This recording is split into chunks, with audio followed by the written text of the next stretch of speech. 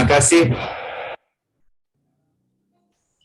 untuk puji-pujian yang telah disampaikan begitu indah dan luar biasa. Tentunya ini akan sangat menyenangkan hati Tuhan. Amin.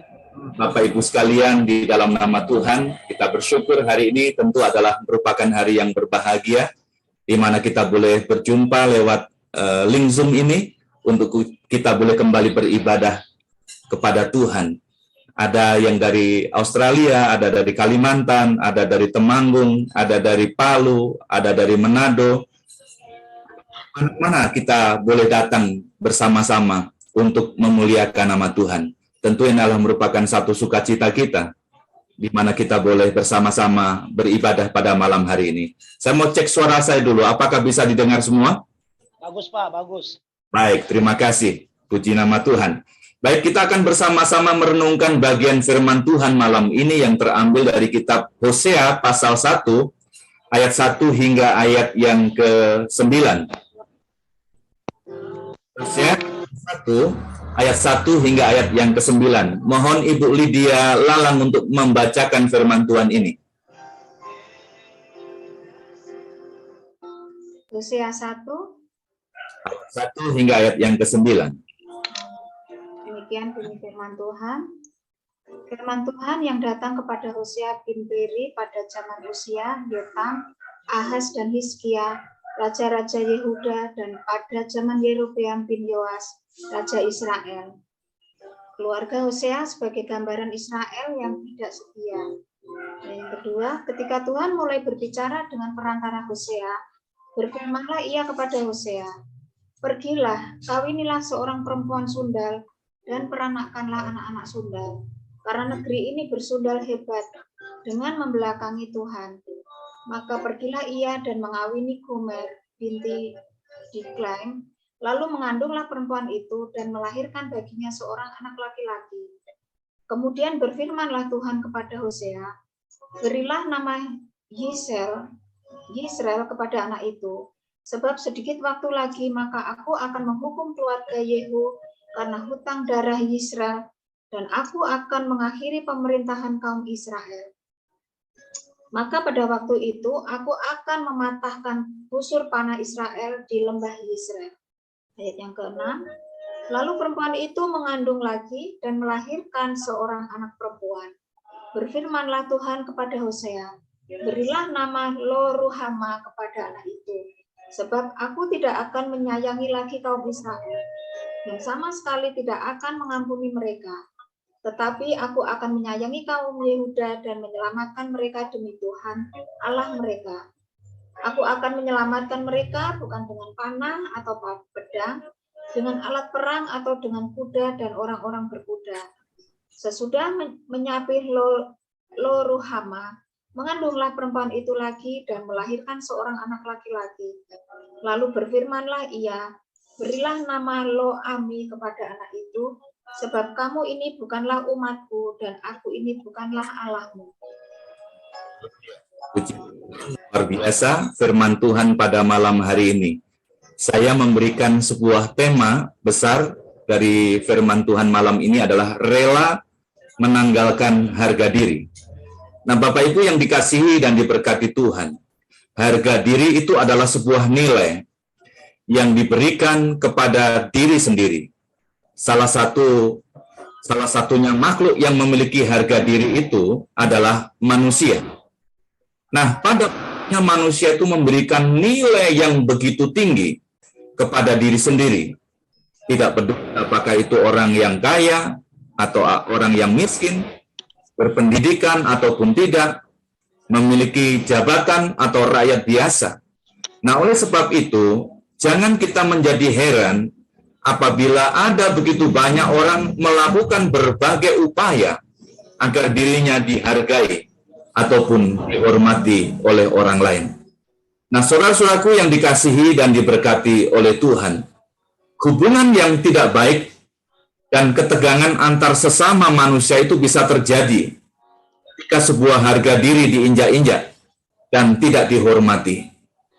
Adalah hal yang sangat wajar apabila seseorang menjadi marah besar karena merasa dirinya tidak dihargai, tidak diperhitungkan, dihina, ataupun tidak dianggap, dipermalukan, dan lain sebagainya.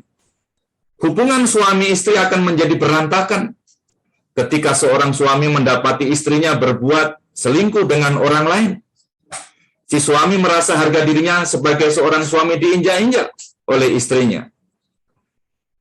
Beberapa waktu yang lalu kita melihat berita di televisi bagaimana seorang anggota DPR dari Komisi DPR RI dari Komisi 3, Pak Arteria Dahlan, mengalami hal yang tidak mengenakan oleh salah seorang keluarga dari perwira tinggi TNI di Jakarta. Dan ini pun membuat sebuah berita yang viral, sehingga berita-berita di televisi, bahkan juga di media-media sosial, memuat akan berita ini. Gara-gara apa? Karena harga diri. Bagaimana seorang tua diperlakukan yang tidak baik. Nah, dari hal-hal yang saya sebutkan tadi, pertanyaannya, apakah penting harga diri itu diperjuangkan? Untuk menjawab pertanyaan di atas, marilah kita belajar, saudara, dari kehidupan seorang nabi yang bernama Hosea, yang pada malam hari ini kita baca kitabnya. Nah, Hosea itu adalah nabi Tuhan yang hidup sekitar abad ke-8 sebelum Masehi. Abad ini disebut sebagai abad keemasan, sebab bangsa Israel telah mengalami kemajuan dalam titik kejayaan di bidang ekonomi maupun politik pada waktu itu. Nah, Hosea termasuk dalam daftar di antara 12 nabi-nabi kecil yang tercatat dalam kitab Perjanjian Lama. Nama Hosea itu memiliki arti keselamatan, sama seperti Yesus, yaitu sebagai penyelamat dosa dunia. Ia adalah penulis kitab Hosea yang sebagian besar kitabnya berisi teguran atas perbuatan tidak senonoh yang dilakukan oleh bangsa Israel kepada Tuhan dengan pesan supaya bertobat, seperti nubuatan tentang keruntuhan sebagai penghukuman apabila bangsa itu tidak berbalik pada jalan Tuhan. Tidak banyak yang diketahui tentang latar belakang kehidupan Hosea. Kitab Hosea 1 ayat 1 hanya mencatat bahwa Hosea itu adalah putra Beri. Pelayanannya dimulai pada zaman Raja-Raja Yehuda. Pada waktu itu kerajaan Israel terbagi menjadi 2 kerajaan, yaitu kerajaan selatan yang dipimpin oleh Raja Usia, Yotam, Ahaz, dan Hezkia, sedangkan kerajaan utara dipimpin oleh Raja Yerobeam bin Yoas. Nah, saudaraku yang dikasih Tuhan, menengok kehidupan Hosea di bawah pemerintahan Raja Yerobeam bin Yoas dapat dilihat dalam kitab 2 Raja-Raja 14 ayat 23 hingga ayat yang ke-29, bahwa kehidupan Raja Yerobeam bin Yoas tidak berbeda dengan kehidupan nenek moyangnya, yaitu Yerobeam bin Nebat. Apa yang dilakukan mereka? Ayat 24 mengatakan, ia melakukan apa yang jahat di mata Tuhan. Apa sesungguhnya yang dimaksud dengan melakukan yang jahat di mata Tuhan, saudara? Hal itu tidak lain adalah mengenai sikap, mengenai tindakan orang-orang Israel yang telah melakukan penyembahan kepada berhala. Dari kitab 1 Raja-Raja 12 ayat 25 hingga ayat yang ke-33 itu dapat diketahui bagaimanakah sepak terjang dari Raja Yerobeam bin Nebat. Ia mengalami ketakutan jika 10 suku Israel yang ada di bawah pemerintahannya itu beralih kepada kerajaan Yehuda di selatan. Nah, itulah sebabnya, saudara, untuk memudahkan agar orang-orang Israel itu tidak perlu pergi beribadah ke Bait Allah di Yerusalem, maka ia menjadikan Betel sebagai tempat penyembahan. Di sana ia membuat 2 patung anak lembu yang terbuat dari emas yang dijadikannya sebagai Allahnya. 1 patung itu diletakkannya di Betel, sedangkan yang satunya lagi ditempatkan di daerah yang bernama Dan. Nah, selain membuat patung anak lembu dari emas, Yerobeam juga membuat kuil-kuil di atas bukit-bukit pengorbanan. Dia juga memilih imam-imam yang bukan dari keturunan orang Lewi untuk ditugaskan di tempat penyembahan tersebut. Dia menetapkan hari raya khusus menurut kehendak hatinya sendiri. Dan pada hari raya tersebut, ia naik ke atas mezbah untuk membakar korban. Nah, saudaraku yang dikasihi Tuhan, di hadapan Tuhan melakukan penyembahan kepada berhala itu adalah sebuah kejahatan. Adalah sebuah kekejian yang sangat menyakiti hati Tuhan. Sayangnya, penyembahan kepada berhala tersebut terus dilakukan oleh hampir semua raja-raja di Israel yang diikuti oleh rakyatnya sehingga mereka berdosa di hadapan Tuhan. Sungguh, suatu tindakan yang sangat tidak terpuji. Sebab dengan demikian Israel mengalami kerusakan moral, kerusakan rohani yang cukup parah, saudara. Nah, jika kondisi rohani rusak, maka berimbaslah pada etika moral yang ikut rusak karena peraturan Allah diabaikan dan diganti dengan peraturan diri sendiri. Sebagai akibatnya, mereka semua baik yang memiliki kedudukan rendah sampai yang memiliki kedudukan tinggi mengalami hidup yang sangat sengsara. Lebih parah lagi, tidak ada penolong bagi orang-orang Israel. Itu bisa kita lihat dan baca di dalam kitab 2 Raja-Raja 14 ayat yang ke-26. Tetapi seberapapun jahatnya hati bangsa Israel kepada Tuhan, Allah masih mau turun tangan memberikan pertolongannya kepada bangsa itu lewat Raja Yerobeam. Allah juga masih memberikan kesempatan untuk mereka mau berbalik pada jalan Tuhan. Namun hal itu tetap terjadi. Raja-raja berikutnya setelah Raja Yerobeam tetap sama. Tidak ada satupun raja yang mau bertobat dan hidup di dalam kebenaran. Bahkan hal itu juga berpengaruh, saudara, pada keadaan politik sehingga pada akhirnya kerajaan Israel menjadi runtuh. Tuhan mendatangkan hukuman atas mereka, yaitu mengalami pembuangan di negeri Asyur. Lalu bagaimana tindakan Hosea, saudaraku, melihat keadaan bangsanya yang sudah tidak setia lagi kepada Tuhan? Sebagai seorang nabi tentu tidak mudah hidup di tengah-tengah bangsa yang tidak setia kepada Tuhan. Satu hal yang mungkin lebih sulit lagi untuk diterima adalah ketika Tuhan meminta kepada Hosea untuk menikahi seorang perempuan sundal. Hosea mentaati perintah Tuhan tersebut. Dan pada akhirnya ia menikahi Gomer binti Diblaim. Dan dari hasil pernikahan tersebut, Hosea diberikan 3 orang anak. Bagaimana mungkin, pertanyaannya, seorang nabi yang memiliki kedudukan terhormat itu menikah dengan seorang perempuan yang mempunyai latar belakang dan masa lalu yang tidak baik? Mana ada laki-laki yang mau untuk melakukan hal itu? Apakah sudah tidak ada lagi wanita lain yang lebih baik di Israel? Yang jauh lebih baik daripada Gomer? Bagaimana pula dengan keluarga Hosea? Apakah keluarganya dapat menerima kenyataan itu? Nah, Bapak Ibu yang sama dikasihi oleh Tuhan, sampai sekarang ini, kalau kita mau jujur, tentu tidak akan ada satu orang tua pun yang merelakan, apalagi mengizinkan anak laki-lakinya nanti kelak menikah dengan perempuan yang memiliki latar belakang yang gelap dan tidak baik. Siapapun manusia, siapapun orang tua di muka bumi ini, tentu mengharapkan anak-anak laki-lakinya nanti menikah dengan perempuan baik-baik. Nah, saudaraku yang dikasihi Tuhan, sekalipun menjabat sebagai nabi Tuhan, tentu Hosea mempunyai hak untuk menolak perintah Tuhan yang sangat aneh, sangat tidak masuk akal itu. Apakah sebagai seorang laki-laki dia tidak memiliki harga diri? Apakah dia tidak malu dengan orang-orang yang ada di sekitarnya? Apakah dia bisa tahan dengan olok-olok dan hinaan dari orang-orang yang sudah mengenal dia?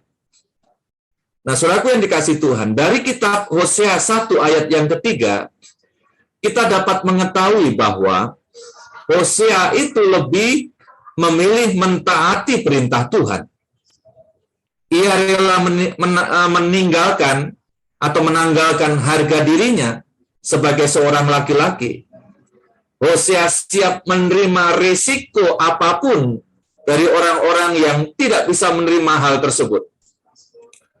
Memang bagi orang dunia, hal itu tentu dianggap sebagai suatu kebodohan. Rasul Paulus mengatakan dalam suratnya, tetapi manusia duniawi tidak menerima apa yang berasal dari Roh Allah, karena hal itu baginya adalah suatu kebodohan. Dan ia tidak dapat memahaminya sebab hal itu hanya dapat dinilai secara rohani. Dari kitab 1 Korintus 2 ayat 14, firman Tuhan berkata demikian. Saudaraku, mengapa Hosea rela menanggalkan harga dirinya? Sebab Hosea adalah seorang yang taat kepada perintah Tuhan. Nah, selain daripada itu, ia memiliki kepekaan rohani yang kuat. Di sini kita dapat melihat bahwa tidak ada satupun kalimat penolakan yang disampaikan oleh Hosea kepada Allah. Allah juga tidak perlu memaksanya untuk menikah dengan Gomer. Hosea menerima perintah itu sebagai kedaulatan Allah atas hidupnya. Dan lebih daripada itu, hanya oleh Roh Kudus membuat Hosea mampu untuk menangkap maksud Allah dan memahami dengan benar hati Allah, yaitu hati yang sangat mengasihi umatnya Israel. Saudaraku yang dikasihi Tuhan, sesungguhnya Tuhan memiliki maksud dan tujuan dengan perkawinan tersebut. Apakah maksud Tuhan melalui perkawinan itu? Dia ingin menggambarkan hubungan Hosea dengan Gomer itu sebagai sebuah hubungan antara Tuhan dan umatnya Israel dalam sebuah ikatan perjanjian. Hosea itu melambangkan Allah yang mengasihi dan setia kepada umatnya secara luar biasa. Sedangkan Gomer melambangkan bangsa Israel yang tidak setia. Berkali-kali bangsa Israel melakukan penyembahan kepada berhala. Namun Allah sangat berharap supaya bangsa Israel sebagai umat kesayangannya dapat mengasihi Allah dengan sepenuh hati dan berlaku setia. Gambaran perkawinan itu menjadi tidak seimbang dan tidak sempurna, sebab bangsa Israel berkali-kali telah melakukan yang jahat di mata Tuhan dan tidak mau membalas kasih setia Tuhan yang terjadi dalam kehidupannya. Nah, saudaraku yang dikasihi oleh Tuhan, sebagai anak-anak Tuhan, sebagai orang-orang percaya, sebagai pelayan-pelayan Tuhan, kita perlu belajar dari kehidupan Nabi Hosea. Ia memiliki kepekaan rohani dan mengerti maksud Tuhan dengan baik. Bahkan ia rela menanggalkan harga dirinya dengan sedemikian rupa. Ketika orang tidak menghargai kita, tidak menghiraukan kita, tidak memperlakukan kita dengan baik, marilah kita berkomitmen untuk tidak membalas kejahatan dengan kejahatan. Namun marilah kita balas kejahatan itu dengan perbuatan baik yang kita miliki untuk mereka. Saudaraku yang dikasihi Tuhan, sungguh indah firman Tuhan malam ini yang sudah kita baca bersama-sama dari kitab Hosea. Mari kita renungkan firman Tuhan ini lebih dalam lagi. Karena melalui kitab Hosea ini, kita diajar gambaran yang besar tentang bagaimana Allah menyelamatkan umat manusia. Hosea sebagai gambaran Allah yang menyelamatkan, dan Gomer itu adalah melambangkan bangsa Israel yang tidak setia. Mari sepanjang Tuhan memberikan kita waktu dan kesempatan untuk kita berbuat baik.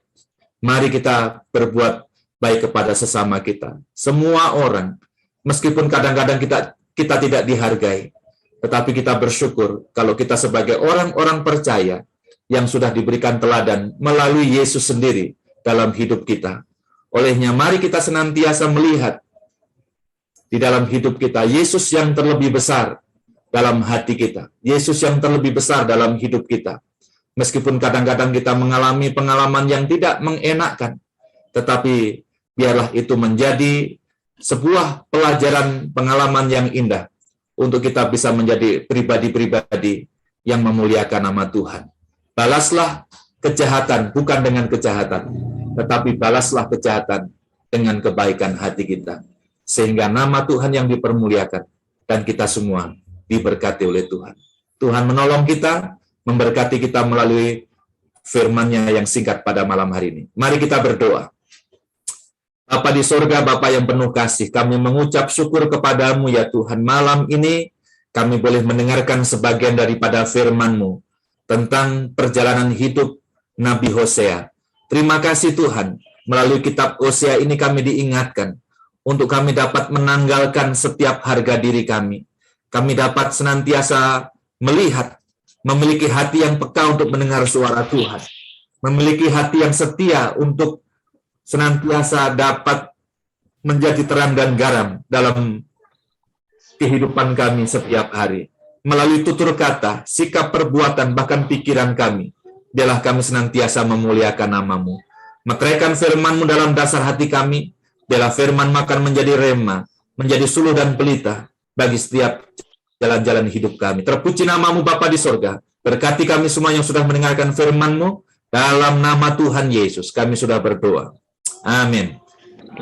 Selanjutnya kami serahkan kepada pembawa acara.